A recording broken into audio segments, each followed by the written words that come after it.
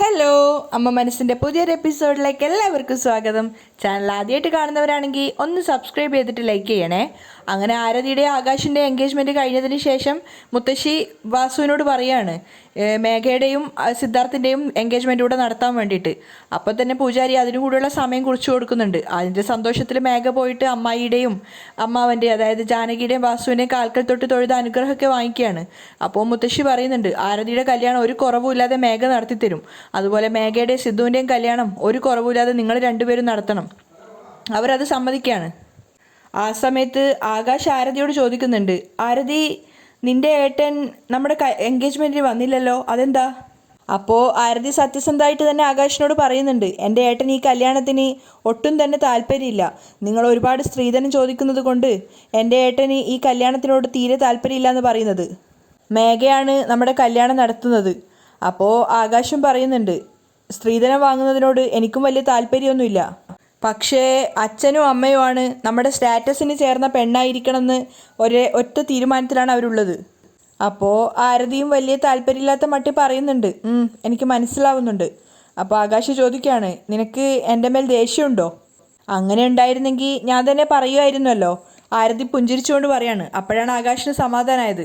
അപ്പോൾ വാസു ആകാശിൻ്റെ അച്ഛനോട് പറയുന്നുണ്ട്, ഭക്ഷണമൊക്കെ റെഡി ആയിട്ടുണ്ട്, എല്ലാവരും ഭക്ഷണം കഴിച്ചിട്ടേ പോകാവൂ.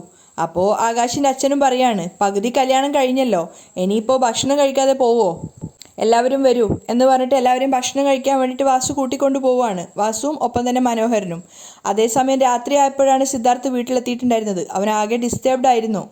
ഒട്ടും താല്പര്യമില്ലാത്ത മട്ടിലാണ് വീട്ടിൽ വന്നിട്ടുള്ളത്. ഡ്രസ്സ് ചേഞ്ച് ചെയ്യാൻ ശ്രമിക്കുമ്പോഴാണ് ആരതി ദേഷ്യത്തോടെ മുറിയിലേക്ക് കയറി വന്നത്. എന്നിട്ട് സിദ്ധുവിനോട് ചോദിക്കുന്നുണ്ട്, നിനക്ക് ഇപ്പോഴാണോ വീട്ടിലേക്ക് വരാൻ വേണ്ടി സമയം കിട്ടിയത്?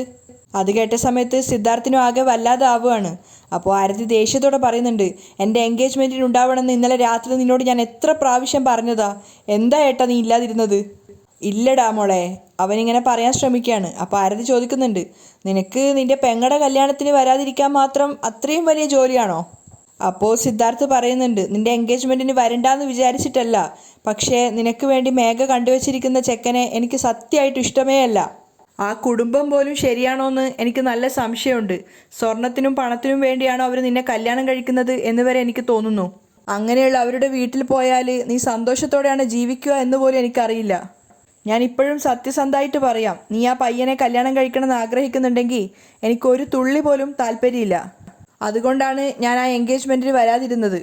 മുഴുവനായി കേട്ടതിന് ശേഷം ആരതി പറയുന്നുണ്ട്, ശരി ഏട്ടാ, നിനക്ക് ഇഷ്ടമല്ലായിരുന്നെങ്കിൽ അത് നീ നിൻ്റെ മനസ്സിൽ വെക്കുകയല്ലായിരുന്നോ വേണ്ടത്? പക്ഷേ എനിക്ക് ആ ചെക്കനെ ഇഷ്ടപ്പെട്ടു. ഞാൻ അവനെ കല്യാണം കഴിക്കാൻ പോവുകയാണ്. ഒരേട്ടൻ്റെ സ്ഥാനത്ത് നിന്ന് എൻ്റെ കല്യാണ നിശ്ചയം നീ നടത്തി തരേണ്ടതായിരുന്നില്ലേ? അപ്പോൾ സിദ്ധു പറയുന്നുണ്ട്, ഞാൻ നിൻ്റെ നിശ്ചയത്തിന് വരണമെന്ന് തന്നെയാണ് വിചാരിച്ചത്. പക്ഷേ ഞാൻ വന്നിരുന്നെങ്കിൽ ഒരുപക്ഷെ ഞാൻ നിന്നെ കല്യാണം കഴിക്കാൻ പോകുന്ന ചെക്കനെയോ അതല്ലെങ്കിൽ അവൻ്റെ അച്ഛനെയോ എന്തെങ്കിലും പറയുമോ എന്ന് ഭയന്നു. അതിനും ആരതി മറുപടിയൊന്നും പറയുന്നില്ല. അപ്പോൾ സിദ്ധു പറയുന്നുണ്ട്, ഇങ്ങോട്ട് നോക്ക്, ആ ചെക്കൻ്റെ അച്ഛനില്ലേ, അയാൾ ശരിക്കും ഒരു വ്യാപാരിയെ പോലെയാണ്. നിന്നെ വെച്ച് അവർ വിലപേശുകയാണ്. പണത്തിനും സ്വർണത്തിനും വേണ്ടിയിട്ട് അയാൾ എത്രമാത്രമാണ് ബാർഗൈൻ ചെയ്തുകൊണ്ടിരിക്കുന്നത്. എനിക്കറിയില്ല അയാൾ മനുഷ്യനാണോ അതോ മൃഗമാണോ എന്ന്. ഈ കാലഘട്ടത്തിലും ഇങ്ങനെയുള്ള മനുഷ്യന്മാരൊക്കെ ഉണ്ടെന്ന് കാണുമ്പോൾ എനിക്ക് എത്രത്തോളം ദേഷ്യം വരുന്നുണ്ടെന്ന് നിനക്കറിയാമോ? അയാളെ എൻ്റെ കണ്ണിൽപ്പെടാത്തത് സത്യത്തിൽ അയാളുടെ ഭാഗ്യമാണ്. അല്ലെങ്കിൽ അയാളെപ്പോലുള്ള ആൾക്കാരെ ഞാൻ കണ്ടെന്ന് നീ വെച്ചോ, എനിക്ക് സത്യത്തിൽ എന്നെ കൺട്രോൾ ചെയ്യാൻ പറ്റിയെന്ന് വരില്ല. ഒരുപക്ഷെ ഞാൻ അയാളെ അടിച്ചു പോയിട്ടുണ്ടാവുമായിരുന്നു. അതുകൊണ്ടാണ് ഞാൻ വരാതിരുന്നത്. അപ്പോൾ മുഴുവൻ കേട്ടിട്ട് ആരതി പറയുന്നുണ്ട്, ശരി ഏട്ടാ, തൽക്കാലം അത് വിട്. എൻ്റെ എൻഗേജ്മെൻറ്റിന് നീ വന്നില്ല, പോട്ടെ, സാരില്ല. അറ്റ്ലീസ്റ്റ് നിൻ്റെ എൻഗേജ്മെൻറ്റിന് നിനക്ക് വരായിരുന്നില്ലേ? അത് കേട്ടത് സിദ്ധാർത്ഥിനൊന്നും മനസ്സിലാവുന്നില്ല. അവൻ അതിശയത്തോടെ ആരതിയെ നോക്കുകയാണ്. എൻ്റെ എൻഗേജ്മെൻറ്റോ? നീ എന്തൊക്കെയാ പറയുന്നത്? അപ്പോൾ ആരതിയും പറയുന്നുണ്ട്, എന്തായിട്ടാ ഇത്? എൻ്റെ കല്യാണ നിശ്ചയം കഴിഞ്ഞ ഉടനെ തന്നെ നിനക്കും മേഘയ്ക്കുള്ള എൻഗേജ്മെൻറ്റും കൂടെ കഴിഞ്ഞിട്ടുണ്ടായിരുന്നു. സിദ്ധാർത്ഥിന് ആരതി പറഞ്ഞത് വിശ്വസിക്കാനാവുന്നുണ്ടായിരുന്നില്ല. അവൻ വീണ്ടും റിപ്പീറ്റായിട്ട് ചോദിക്കുകയാണ്, എന്താ പറഞ്ഞത്? എനിക്കും മേഘയ്ക്കും കല്യാണ നിശ്ചയോ? നീ എന്താ തമാശ പറയാണോ? അപ്പോൾ ആരതി പറയാണ്, എനിക്കും ആകാശിനുള്ള കല്യാണ നിശ്ചയം കഴിഞ്ഞ അടുത്ത സെക്കൻഡ് തന്നെ നിനക്കും മേഘയ്ക്കുള്ള കല്യാണ നിശ്ചയവും നടത്തിയിട്ടുണ്ടായിരുന്നു. ദേഷ്യത്തോടെയാണ് സിദ്ധാർത്ഥ് ചോദിക്കുന്നത്, എന്താ കളിയാക്കുകയാണോ നിങ്ങളെല്ലാവരും കൂടെ? തമാശയാണോ? നിന്റെ കല്യാണത്തിന് തന്നെ എനിക്ക് താല്പര്യമില്ല എന്ന് ഞാൻ പറഞ്ഞിട്ടുണ്ട്. അതിൻ്റെ ഇടയിലാണോ എനിക്കും മേഘയ്ക്കും കൂടെ നിശ്ചയം നടത്തിയെന്ന് പറയുന്നത്? അപ്പോൾ ആരതിയും തിരിച്ചു പറയാണ്, ഏട്ടാ, അമ്മ പല പ്രാവശ്യം പറഞ്ഞതല്ലേ നിങ്ങൾക്ക് രണ്ടുപേർക്കും നിശ്ചയം നടത്തുന്നുള്ളത്. നീ എന്താ ആദ്യമായിട്ട് കേൾക്കുന്ന പോലെ സംസാരിക്കുന്നത്? നിനക്കും മേഘയ്ക്കും കല്യാണം നടത്തുന്നുള്ളത് അച്ഛനും അമ്മയും തീരുമാനിച്ചു കഴിഞ്ഞതല്ലേ? അതുകൊണ്ട് നിനക്കും മേഘയ്ക്കുള്ള കല്യാണ നിശ്ചയത്തിന് കൂടി ഇന്ന് നാള് കുറിച്ചു. അപ്പോൾ സിദ്ധാർത്ഥ് ദേഷ്യത്തോടെ പറയാണ്, നിശ്ചയം നടത്തുന്നതിന് മുമ്പ് ആരും ഒരു വാക്ക് പോലും എന്നോട് ചോദിച്ചിട്ടില്ലല്ലോ. അപ്പോൾ ആരതി ചെറിയൊരു ഭയത്തോടെയാണ് പിന്നീട് പറയുന്നത്, നിന്നോട് എന്തിനാ ചോദിക്കുന്നതെന്ന് കരുതിയിട്ടുണ്ടാവും, എല്ലാം ഓൾറെഡി തീരുമാനിച്ചതാണല്ലോ. അപ്പോൾ സിദ്ധാർത്ഥ് പറയുന്നുണ്ട്, അധികം തമാശ പറയല്ലേ ആരതി, ഒരു പ്രാവശ്യം പോലും മേഘയെ കല്യാണം കഴിക്കുമെന്ന് ഞാൻ അച്ഛനോടോ അമ്മയോടോ പറഞ്ഞിട്ടില്ല. അവരാണ് ഞാൻ മേഘയെ കല്യാണം കഴിക്കണം എന്ന് പറഞ്ഞിട്ട് ഫോഴ്സ് ചെയ്തുകൊണ്ടിരിക്കുന്നത്. എന്തിനാണ് എൻ്റെ സമ്മതമില്ലാതെ ഈ ഒരു കല്യാണം നടത്താൻ തീരുമാനിച്ചതെന്ന് ഞാൻ അവരോട് തന്നെ ചോദിക്കാം, നീ മാറ് എന്ന് പറഞ്ഞിട്ട് ആരതിയെ തട്ടിമാറ്റിക്കൊണ്ട് അച്ഛൻ്റെ അമ്മയുടെ മുറിയിലേക്ക് പോവാണ്. സിദ്ധാർത്ഥിൻ്റെ ആ പോക്ക് കൂടെ കണ്ടതോടെ ആരതിക്ക് പേടിയാവുന്നുണ്ടായിരുന്നു, ദൈവമേ പെട്ടോന്ന്. സിദ്ധാർത്ഥ് ചെല്ലുന്ന സമയത്ത് വാസു ജാനകിയുടെ കാല് തിരുമ്മി കൊടുക്കുകയാണ്. സിദ്ധാർത്ഥ് നേരെ മുറിയിലേക്ക് കയറി ചെന്നതും ദേഷ്യത്തോടെയാണ് സംസാരിക്കുന്നത്, അമ്മ എന്ത്, എനിക്കും മേഘയ്ക്കും കല്യാണ നിശ്ചയത്തിന് നാളെ കുറിച്ചോ? അപ്പോൾ ജാനകി വാസുവിനെ നോക്കിയിട്ട് സിദ്ധാർത്ഥിനോടായിട്ട് പറയാണ്, അതെ. അല്ല അമ്മ, എന്താ നിങ്ങൾ നിങ്ങളുടെ മനസ്സിൽ വിചാരിച്ചിരിക്കുന്നത്? എന്നോട് ചോദിക്കാതെ എന്തിനാണ് നിശ്ചയമൊക്കെ നടത്തിയത്? അപ്പോൾ ജാനകി തിരിച്ചു ചോദിക്കുന്നുണ്ട്, നിന്നോട് എന്തിനാടാ ഞങ്ങൾ ചോദിക്കുന്നത്? ഞങ്ങൾ പറയുന്നത് നീയാണ് അനുസരിക്കേണ്ടത്. അപ്പോൾ സിദ്ധാർത്ഥ് ദേഷ്യത്തോടെ പറയുന്നുണ്ട്, അമ്മ മേഘയെ കല്യാണം കഴിക്കാൻ താല്പര്യമില്ലാന്ന് ഞാൻ ഇപ്പോൾ പറയുന്നതല്ല, തുടക്കം തൊട്ടേ പറയുന്നതാണ്. വീണ്ടും വീണ്ടും അവളെ തന്നെ കല്യാണം കഴിക്കാൻ നിങ്ങൾ എന്തിനിങ്ങനെ എന്നെ ഫോഴ്സ് ചെയ്തുകൊണ്ടിരിക്കുന്നത്? ഇതൊന്നും നല്ലതിനുള്ളതല്ല അമ്മ. അപ്പോൾ ജാനകി അവനോട് തിരിച്ചു പറയുന്നുണ്ട്, നോക്ക്, മേഘയാണ് നമ്മളെ ഈ വീട്ടിൽ ജീവിക്കാൻ അനുവദിക്കുന്നത്. നമ്മൾ ഈ വീട്ടിൽ തന്നെ സ്ഥിരതാമസമാക്കണമെന്നുണ്ടെങ്കിൽ നീ അവളെ കല്യാണം കഴിച്ചേ മതിയാവൂ. നീ അവളെ കല്യാണം കഴിച്ചാൽ അവളുടെ പേരിലുള്ള സ്വത്തുക്കൾ മുഴുവൻ നിന്റെ പേരിൽ എഴുതി വെക്കുമെന്ന് മേഘ പറഞ്ഞിട്ടുണ്ട്. ഇങ്ങോട്ട് നോക്ക്, വേറെ ഏത് പെണ്ണ ഇങ്ങനെയൊക്കെ പറയുക? നിന്റെ മേൽ അത്രത്തോളം ഇഷ്ടമുണ്ട് മേഘയ്ക്ക്, അതുകൊണ്ടാണ് മേഘ അങ്ങനെയൊക്കെ പറയുന്നത്. അത് മാത്രമാണോടാ, ഓരോരോ കാര്യങ്ങളും ശ്രദ്ധയോടെയാണ് മേഘ നമുക്ക് വേണ്ടി ചെയ്യുന്നത്. അപ്പോൾ സിദ്ധു പറഞ്ഞു കൊടുക്കുകയാണ്, അമ്മ ഇങ്ങോട്ട് നോക്കമ്മ, നിങ്ങൾക്ക് വേണ്ടി അവൾ ചെയ്തു തരുന്ന ഓരോ ഉപകാരങ്ങളും അങ്കിളുടെ സ്വത്ത് വെച്ചിട്ടാണ് അവൾ ചെയ്യുന്നത്, അല്ലാതെ അതൊന്നും അവൾ സമ്പാദിച്ചതല്ല. അതുപോലും നിങ്ങൾക്ക് മനസ്സിലാവുന്നില്ലേ? അത് കേട്ടതും വാസു ചാടി എഴുന്നേറ്റിട്ട് സിദ്ധാർത്ഥിനോട് പറയുന്നുണ്ട്, അതെ, നിന്റെ അങ്കിള് പണം ഉണ്ടായിരുന്നു, സ്വത്തുക്കളുണ്ടായിരുന്നു, അതുകൊണ്ട് നമുക്കെന്താടാ കാര്യം? അയാൾ അതിനും മാത്രം നമുക്ക് എന്തായിരുന്നു ചെയ്തിട്ടുണ്ടായിരുന്നത്? നീ ഒന്ന് പറ. മേഘ ഇന്ന് നമുക്ക് വേണ്ടി എന്തൊക്കെ ചെയ്തിരിക്കുന്നു എന്ന് നിനക്കറിയാമോ? ഈ പണം നിന്റെ അങ്കിളുടെ കയ്യിലാണ് ഉണ്ടായിരുന്നതെങ്കിൽ എന്തെങ്കിലും ചെയ്യുമായിരുന്നോ? നീ തന്നെ പറ. കാശും പണവും ഒരുപാട് കയ്യിലുണ്ടാകുന്നതൊന്നും വലിയ കാര്യമല്ലടാ, അത് മറ്റുള്ളവർക്ക് വേണ്ടി ഉപകാരം ചെയ്യണം. അപ്പോൾ സിദ്ധു വാസുവിനോട് പറയുന്നുണ്ട്, ഒരു മിനിറ്റ്, അങ്കിള് നമുക്ക് വേണ്ടി എന്തൊക്കെ ചെയ്തിട്ടുണ്ട്? ഞങ്ങളെ രണ്ടുപേരെയും പഠിച്ച് നല്ല നിലയിൽ എത്തിച്ചു. ഇനി ഇതിനും മുകളിൽ എന്ത് ചെയ്യണമെന്നാണ് നിങ്ങൾ രണ്ടുപേരും ആഗ്രഹിക്കുന്നത്? നിങ്ങളുടെ രണ്ടുപേരുടെ അത്യാഗ്രഹത്തിന് അളവ് തന്നെ ഇല്ലാതെ പോയി. പക്ഷെ നിങ്ങൾക്ക് രണ്ടുപേർക്കും ഞാനൊരു കാര്യം പറഞ്ഞു തരാം, നന്നായി കേട്ടോ. മേഘ നിങ്ങളെ നന്നായിട്ട് പറ്റിക്കുകയാണ്. ഒരു ദിവസം എന്തായാലും നിങ്ങൾ മേഘയുടെ ചതിയിൽ ചെന്ന് വീഴുക തന്നെ ചെയ്യും. അപ്പോൾ നിങ്ങൾക്ക് അവളെ നന്നായിട്ട് മനസ്സിലാവും. മേഘ ഒരിക്കലും നല്ലൊരു പെൺകുട്ടിയല്ല. ദയവ് ചെയ്ത് നിങ്ങൾ അവളിൽ നിന്നൊന്ന് അകന്നു നിൽക്കാൻ നോക്ക്. അവൾ ചെയ്തു തരുന്ന ഉപകാരങ്ങൾ ദയവ് ചെയ്ത് വേണ്ടാന്നൊന്ന് പറയാൻ നോക്ക്. അതാണ് നിങ്ങൾക്ക് ഏറ്റവും നല്ലത്. ഇല്ലെങ്കിൽ ഇന്ന് അവൾ ചെയ്തു തരുന്ന ഓരോ ഉപകാരങ്ങളും നാളെ നിങ്ങൾക്ക് തന്നെ ഏറ്റവും വലിയ ബാധ്യതയാവും. അമ്മ, ഞാൻ വീണ്ടും ആവർത്തിച്ച് പറയാണ്, മേഘയെ ഞാൻ കല്യാണം കഴിക്കുമെന്ന് നിങ്ങൾ ഒട്ടും വിചാരിക്കേണ്ട. അപ്പോൾ ജാനകി തിരിച്ചു ചോദിക്കുന്നുണ്ട്, സിദ്ധു, മേഘയ്ക്ക് എന്താടാ ഒരു കുറവ്? എന്തിനാ നീ അവളെ വേണ്ടാന്ന് പറയുന്നത്? സിദ്ധുവിനത് കേട്ടതും ദേഷ്യം വരികയാണ്. അമ്മ, ഭർത്താവ് ജീവനോടെ ഇരിക്കുമ്പോൾ മരിച്ചു പോയെന്ന് കള്ളം പറഞ്ഞവളാണ് അമ്മ അവള്. സ്വന്തം കുഞ്ഞിനെ അനാഥാലയത്തിൽ വളർത്തിയവളാണ് അവള്. ഇത്രയും കാലം സ്വന്തം മകളായിട്ട് അവളെ കണ്ട് വളർത്തിയ മഹേന്ദ്രൻ അങ്കിളിനെയും ലക്ഷ്മി ആൻറ്റിയെയും ഒരു സങ്കടവും ഇല്ലാതെ വീട്ടിൽ നിന്നും ഇറക്കി വിട്ടു. ഇതൊക്കെ കൺമുന്നിൽ നേരിട്ട് കണ്ടവരല്ലേ നിങ്ങൾ? ഇതൊന്നും പോരാതെ സ്വത്തുക്കൾ വരെ അവൾ അവളുടെ പേരിലേക്ക് മാറ്റി. ഇത്രയൊക്കെ ചെയ്ത് അവൾക്ക് നിങ്ങൾ നല്ലവളെന്നുള്ള സർട്ടിഫിക്കറ്റ് കൂടി കൊടുക്കല്ലേ പ്ലീസ്. ജാനകി ഒന്നും പറയാതെ തലതാഴ്ത്തി നിൽക്കുകയാണ്. അപ്പോൾ സിദ്ധു പറയുന്നുണ്ട്, നിങ്ങളോടൊക്കെ എങ്ങനെ പറഞ്ഞ് മനസ്സിലാക്കി തരികയെന്ന് പോലും എനിക്കറിയില്ല, പറഞ്ഞിട്ട് കാര്യമില്ല. എന്നിട്ട് ദേഷ്യത്തോടെ അവൻ മുറിയിൽ നിന്ന് ഇറങ്ങി പോവാണ്. ജാനകിയും വാസുവും മുഖത്തോട് മുഖം നോക്കുന്നുണ്ട് ടെൻഷൻ ആയിക്കൊണ്ട്. അങ്ങനെ പിറ്റേന്ന് നേരം വെളുത്ത സമയത്ത് ചന്ദ്രികയുടെ വീട്ടിലാണെങ്കിൽ ചന്ദ്രികയും ലക്ഷ്മിയും ഓരോരോ പാചകം ചെയ്യാനുള്ള ഒരുക്കത്തിലാണ്. അപ്പോഴേക്കും മഹേന്ദ്രൻ അങ്ങോട്ട് വന്നിട്ട് ചന്ദ്രികയോട് ചോദിക്കുന്നുണ്ട്, ഇന്നെന്താ ചന്ദ്രിക ഉണ്ടാക്കാൻ വേണ്ടി പോകുന്നത്? ഇന്ന് വഴുതനങ്ങ വെച്ചിട്ട് മെഴുക്ക് പുരട്ടി ഉണ്ടാക്കിയിട്ട് നല്ലൊരു മുട്ട ഓംലേറ്റ് ഉണ്ടാക്കാമെന്നാണ് അച്ഛാ വിചാരിക്കുന്നത്. ആഹാ, കൊള്ളാലോ. അങ്ങനെയാണെങ്കിൽ ഇന്നൊരു പിടുത്തം പിടിക്കുക തന്നെ വേണം. മഹേന്ദ്ര സന്തോഷത്തോടെ പറയാണ്. അപ്പോൾ ലക്ഷ്മി കളിയാക്കുന്നുണ്ട്, ചന്ദ്രിക, നിന്റെ ഈ ഭക്ഷണം ഉണ്ടാക്കി കൊടുക്കൽ കാരണം നിന്റെ അച്ഛൻ നല്ല ഗുണ്ടുമണി ആയിട്ടുണ്ട്. അത് കേട്ട് ചന്ദ്രിക മഹേന്ദ്രനെ നോക്കിയിട്ട് ചിരിക്കുകയാണ്. അപ്പോൾ മഹേന്ദ്രൻ വിട്ടുകൊടുക്കുന്നില്ല. ഓ, നീ മാത്രം പിന്നെ കൊള്ളി ആൾ പോലെയാണല്ലോ. അതെന്താ ഏട്ടൻ അങ്ങനെ പറഞ്ഞത്? ഞാനേ കുറച്ചേ ഗുണ്ടുപണിയായിട്ടുള്ളൂ, പക്ഷെ നീ നല്ല തടിച്ചു ഗുണ്ടു ആയിക്കിട്ടുണ്ട്. അവർ രണ്ടുപേരും അങ്ങോട്ടും ഇങ്ങോട്ടും ഓരോന്ന് തമാശ പറഞ്ഞ് കളിയാക്കുകയാണ്. അത് കണ്ട് ചന്ദ്രികയും ചിരിക്കുന്നുണ്ടായിരുന്നു. അപ്പോൾ ലക്ഷ്മി പറയുന്നുണ്ട്, ഇങ്ങോട്ട് നോക്ക് ചന്ദ്രിക, നിന്റെ അച്ഛൻ എന്നെ കളിയാക്കുന്നത്. അപ്പോൾ ചന്ദ്രിക പറയാണ്, മതി അച്ഛ, അമ്മയെ കളിയാക്കല്ലേ. എന്തിനാ എൻ്റെ അമ്മയെ കളിയാക്കുന്നത്? അപ്പോൾ മഹേന്ദ്രൻ പറയുന്നുണ്ട്, ഓ നിന്റെ അമ്മയ്ക്ക് എന്നെ കളിയാക്കാം, എനിക്ക് അവളെ തിരിച്ച് കളിയാക്കാൻ പാടില്ലല്ലേ. അത് കേട്ട സമയത്ത് മൂന്ന് പേരും കൂടെ പൊട്ടി പൊട്ടി ചിരിക്കുകയാണ്. അപ്പോഴാണ് അങ്ങോട്ടേക്ക് സിദ്ധു വരുന്നത്. സിദ്ധു ആകെ സങ്കടത്തോടെയാണ് വന്നത്. പക്ഷെ അവരുടെ അടുത്തെത്തിയ സമയത്ത് അവരെല്ലാവരും എന്തോ കോമഡിയൊക്കെ പറഞ്ഞ് ചിരിക്കുകയാണെന്ന് കണ്ടപ്പോൾ സിദ്ധുവിൻ്റെ മുഖത്തും ചിരി വരുന്നുണ്ടായിരുന്നു. അങ്കിൾ, അവൻ വിളിച്ചത് കേട്ടിട്ട് മൂന്ന് പേരും സിദ്ധുവിനെ നോക്കുകയാണ്. വാ സിദ്ധു, അകത്തേക്ക് വാ.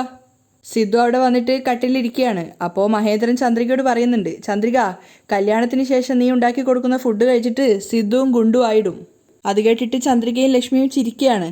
അപ്പോൾ മഹേന്ദ്രൻ സിദ്ധുവിനോട് പറയുന്നുണ്ട്, സിദ്ധു കുറച്ചു നേരം കൊണ്ട് ഭക്ഷണമൊക്കെ റെഡിയാവും, കഴിച്ചിട്ട് പോയാൽ മതി. അപ്പോൾ സിദ്ധു സങ്കടത്തോടെ പറയാണ്, എനിക്ക് കഴിക്കാനൊന്നും വേണ്ട അങ്കിൾ, ഞാൻ പിന്നെ കഴിച്ചോളാം. സിദ്ധു ആകെ ഡെസ്പായിട്ടുണ്ടായിരുന്നു. അവൻ അങ്കിളിനോട് പറയുന്നുണ്ട്, അങ്കിൾ, സീരിയസ് ആയ ഒരു കാര്യത്തെക്കുറിച്ച് സംസാരിക്കാനാണ് ഞാൻ വന്നത്. എന്താ മോനെ, പറ. മേഘയുടെ ഹസ്ബൻഡ് ആരാണെന്ന് മനസ്സിലായി. അതുകൊണ്ട് തന്നെ അമ്മയുടെ മനസ്സ് മാറുമെന്നാണ് നമ്മളെല്ലാവരും കരുതിയിരുന്നത്. പക്ഷേ അവരുടെ മനസ്സ് കുറച്ചുപോലും മാറിയിട്ടില്ല. മഹേന്ദ്രനെ പെട്ടെന്ന് കാര്യം മനസ്സിലായില്ല. എന്തു പറ്റിയതാ മോനെ? നിങ്ങൾക്ക് ഒരു കാര്യം അറിയാമോ? ഇന്നലെ നടന്ന നിശ്ചയത്തിൽ ആകാശിനും ആരതിക്കും മാത്രമല്ല കല്യാണ നിശ്ചയം നടന്നത്, എനിക്കും മേഘയ്ക്കും ചേർത്തിട്ടാണ്. അത് കേട്ടതും ചന്ദ്രികയും മഹേന്ദ്രനും ലക്ഷ്മിയും ഒരുപോലെ ഞെട്ടിയിട്ട് നിൽക്കുകയാണ്. മഹേന്ദ്രൻ പറയുന്നുണ്ട്, എന്തൊക്കെയാ മോനെ നീ പറയുന്നത്? മനസ്സിലാവുന്ന പോലെ പറ. അതെ അങ്കിൾ. എന്നിട്ട് ജാനകിയായിട്ട് തട്ടിക്കേറിയ കാര്യങ്ങളൊക്കെ മഹേന്ദ്രനോട് പറഞ്ഞു കൊടുക്കുകയാണ്. എന്താ അമ്മ, എനിക്കും മേഘയ്ക്കും കല്യാണ നിശ്ചയം നടത്തിയിരിക്കുകയാണോ നിങ്ങൾ?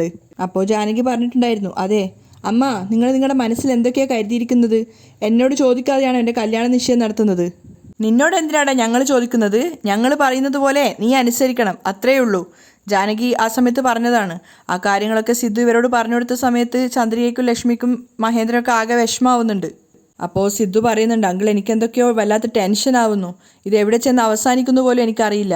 അപ്പോൾ മഹേന്ദ്രനും പറയാണ്, ജാനകി എന്തോ വീമ്പിന് വേണ്ടി ചെയ്യുന്നതായിട്ടാണ് എനിക്ക് തോന്നുന്നത്, എന്നോടുള്ള ദേഷ്യത്തിനാണ് അവൾ ഇങ്ങനെയൊക്കെ ചെയ്യുന്നത് എന്ന്. ഇതിൻ്റെയൊക്കെ പിന്നെ മേഘയും വാസുദേവനും ആയിരിക്കും. അവർ രണ്ടുപേരുമാണ് ജാനകിയുടെ മനസ്സിങ്ങനെ മാറ്റിക്കൊണ്ടിരിക്കുന്നത്. അല്ലെങ്കിൽ ജാനകി ഇങ്ങനെയൊന്നും ചിന്തിക്കില്ല. ലക്ഷ്മി ജാനകിയുടെ പക്ഷം ചേർന്ന് പറയാണ്. അപ്പോൾ സിദ്ധു പറയുന്നുണ്ട്, ആൻറ്റി, ആരതിയുടെ കല്യാണം നല്ല രീതിയിൽ നടക്കണമെങ്കിൽ ഞാൻ മേഘയെ കല്യാണം കഴിക്കണമെന്നാണ് എൻ്റെ അമ്മ എന്നെ ബ്ലാക്ക്മെയിൽ ചെയ്യുന്നത്. അപ്പോൾ മഹേന്ദ്രൻ പറയുന്നുണ്ട്, മേഘ നിന്നെ കല്യാണം കഴിക്കണം എന്നുള്ള ഒരൊറ്റ നിശ്ചയം വെച്ചിട്ടാണ് ആരതിയുടെ കല്യാണം നടത്തി കൊടുക്കുന്നത്. ഇതൊന്നും മനസ്സിലാവാതെയാണ് ജാനകി പെരുമാറുന്നത്. ലക്ഷ്മി ചോദിക്കുന്നുണ്ട്, ഇനി എന്തായിട്ടാണ് നമ്മൾ ചെയ്യുക? അവൾ ഇപ്പം തന്നെ നമ്മളോട് ദേഷ്യത്തിലാണ് ഉള്ളത്.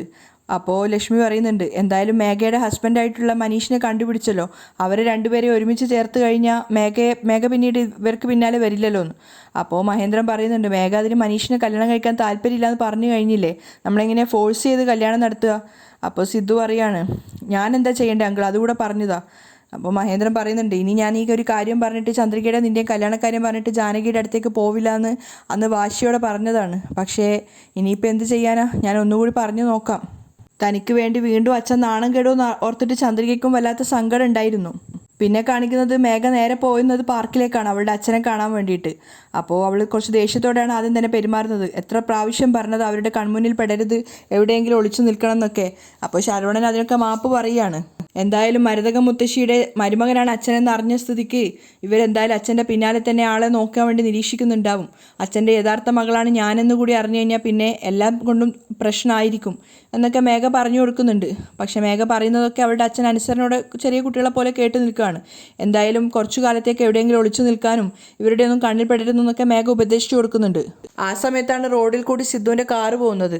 അപ്പോൾ സിദ്ധു നോക്കുമ്പോൾ മേഘയുടെ കാർ അവിടെ പാർക്ക് ചെയ്തിട്ട് കാണുന്നുണ്ട്. ഈ സമയത്ത് എന്തായാലും പ്രിയയും കൊണ്ട് വന്നതായിരിക്കില്ല, സ്കൂൾ വിട്ടിട്ടില്ലല്ലോ. അപ്പോൾ മേഘ എന്തിനായിരിക്കും ഇവിടെ വന്നതെന്ന് അറിയാൻ വേണ്ടിയിട്ട് സിദ്ധു അങ്ങോട്ടേക്ക് പോവുകയാണ്, പാർക്കിലേക്ക് കയറി പോവുകയാണ്. അപ്പോൾ നോക്കുന്ന സമയത്ത് ശരവണനുമായിട്ട് മേഘ നിന്ന് സംസാരിക്കുകയാണ്. അവരാണെങ്കിൽ വളരെ സീരിയസ് ആയിട്ടാണ് സംസാരിച്ചുകൊണ്ടിരിക്കുന്നത്. മരതക മുത്തശ്ശി എടുത്ത് മാറ്റിയ കുഞ്ഞാണ് ഞാനെന്നുള്ളത് അവരറിഞ്ഞു കഴിഞ്ഞാൽ എല്ലാം തീർന്നു എന്നൊക്കെ മേഘ പറയുന്നുണ്ട്. പക്ഷേ അവർ സംസാരിക്കുന്ന കാര്യമൊന്നും സിദ്ധു കേൾക്കുന്നില്ല. പക്ഷെ അവർ തമ്മിൽ എന്തോ ഒരു ഉടമ്പടി നടക്കുന്നുണ്ട് എന്നുള്ളത് സിദ്ധുവിന് മനസ്സിലാവുകയാണ്. അപ്പോൾ മാറി നിന്നിട്ട് അവർ രണ്ടുപേരെയും വീക്ഷിക്കുന്നുണ്ട്. തൽക്കാലം കുറച്ചു കാലത്തേക്ക് നമ്മൾ തമ്മിൽ പരസ്പരം കാണണ്ട എന്നൊക്കെ മേഘ അച്ഛനെ ഉപദേശിച്ചു കൊടുത്തതിന് ശേഷമാണ് അവിടുന്ന് പോകുന്നത്. മേഘ കാണാതെ സിദ്ധു അവിടെ മറഞ്ഞു നിൽക്കുന്നുണ്ട്. മേഘയ്ക്ക് പിന്നാലെ തന്നെ ശരവണനും പാർക്കിൽ നിന്ന് ഇറങ്ങി പോവുകയാണ്. അപ്പോഴും സിദ്ധു അവിടെ തന്നെ മറന്നു നിൽക്കുന്നുണ്ടായിരുന്നു. അതിനുശേഷം ശരവണന് പിന്നാലെ സിദ്ധു കാർ എടുത്തിട്ട് പോവുകയാണ്. കുറച്ചു ദൂരം മുന്നോട്ട് പോയപ്പോൾ ശരവണൻ ബൈക്കിൻ്റെ മിററിൽ കൂടെ തന്നെ കാണുന്നുണ്ടായിരുന്നു, സിദ്ധുവിൻ്റെ കാറാണല്ലോ, ഇവൻ എന്തിനായിരിക്കും എൻ്റെ പിന്നാലെ വരുന്നത്, ഇനിയൊരു പക്ഷേ ഞാനും മേഘയും സംസാരിക്കുന്നത് കണ്ടിട്ടുണ്ടാവോ എന്നൊക്കെ അയാളിങ്ങനെ ഭയപ്പെട്ട് നിൽക്കുകയാണ്. അതുപോലെ തന്നെ സിദ്ധു കാറ് കൊണ്ടുപോയിട്ട് ശരവണൻ്റെ മുന്നിലായിട്ട് നിർത്തുന്നുണ്ട്. കാറിൻ്റെ ഡോറ് തുറന്നിട്ട് നേരെ പോയിട്ട് ശരവണൻ്റെ കവിളിൽ പൊട്ടിക്കുകയാണ്. അപ്പോൾ ശരവണൻ പറയുന്നുണ്ട്, എന്തിനാ സാർ എന്നെ അടിച്ചത്, ഞാൻ ആ പണം തിരിച്ചു തന്നിട്ട് നിങ്ങളോടൊക്കെ മാപ്പ് പറഞ്ഞതല്ലേ, നീ മാപ്പ് പറഞ്ഞു പോയി എന്ന് വിചാരിച്ച് നീ ചെയ്ത തെറ്റല്ല ഉണ്ടാവോ, നീ ആരാണെന്നും നിന്റെ പിന്നിൽ ആരൊക്കെയുണ്ടെന്നും ഞങ്ങൾക്കറിയണ്ടേ. മേഘ പറഞ്ഞതുപോലെ ഇവൻ എൻ്റെ പിന്നാലെയാണെന്നാണ് തോന്നുന്നത്, ശരവണൻ ചിന്തിക്കുന്നുണ്ട്. അപ്പോൾ സിദ്ധു പറയാണ്, പറ നീയും മേഘയും തമ്മിൽ എന്താ ബന്ധം, നിങ്ങൾ എന്താ ചോദിക്കുന്നതെന്ന് എനിക്ക് മനസ്സിലാവുന്നില്ല. ശരവണൻ പറഞ്ഞപ്പോൾ സിദ്ധു പറയുന്നുണ്ട്, നീ ഒന്നും അറിയാത്ത പോലെ അഭിനയിക്കരുത്, നീയും മേഘ ഇപ്പോൾ പാർക്കിൽ വെച്ച് സംസാരിക്കുന്നത് ഞാൻ നേരിട്ട് കണ്ടതാണ്. അത് കേട്ടതും ശരവണൻ ഒന്ന് ഞെട്ടുന്നുണ്ടായിരുന്നു. നിങ്ങൾ തമ്മിൽ എന്താ രഹസ്യ ഇടപാട്? അപ്പോൾ ശരവണൻ പറയുന്നുണ്ട്, നിങ്ങൾ വിചാരിക്കുന്നത് പോലെ ഒന്നുമില്ല, അവരെ ഞാൻ അപ്രതീക്ഷിതമായിട്ടാണ് പാർക്കിൽ കണ്ടത്. മര്യാദയ്ക്ക് സത്യം പറഞ്ഞോ, മേഘ പറഞ്ഞിട്ടല്ലേ നിങ്ങൾ ആ പണം മോഷ്ടിച്ചത്? സത്യമായിട്ടും അല്ല. പിന്നെ മേഘയുടെ അടുത്ത് നിങ്ങൾ എന്താ സംസാരിച്ചുകൊണ്ടിരുന്നത്? അല്ല, അന്ന് നിങ്ങളെല്ലാവരും എന്നെ പോലീസിൽ പിടിച്ചു കൊടുക്കാൻ നോക്കിയതല്ലേ, മേഘയാണല്ലോ പറഞ്ഞത്, വേണ്ട ഞാൻ പണം തിരിച്ചു തന്നോളും, എന്നെ വെറുതെ വിട്ടേക്കാൻ, അതിനൊരു നന്ദി പറയാൻ വേണ്ടിയിട്ടാണ് ഞാൻ കണ്ടത്. ശരവണൻ പറയുന്ന കേട്ടപ്പോൾ സിദ്ധു പറയുന്നുണ്ട്, നീ പറയുന്ന കേട്ടിട്ട് ഇതൊന്നും സത്യമാണെന്ന് തോന്നില്ലല്ലോ, ഇതൊക്കെ തന്നെയാണ് സത്യം, വേറെ ഒന്നുമില്ല, എന്നെ വിട്ടേക്ക്. ശരവണൻ ചോദിച്ച സമയത്ത് സിദ്ധു ഇങ്ങനെ ആശയക്കുഴപ്പത്തിലാവുകയാണ്. ഇയാൾ പറയുന്നതൊക്കെ സത്യം തന്നെ ആയിരിക്കും എന്നൊരു ചിന്തയാണ് അവനുണ്ടായിരുന്നത്. അവിടെയാണ് ഇന്നത്തെ എപ്പിസോഡ് വൈൻഡപ്പ് ചെയ്യുന്നതും.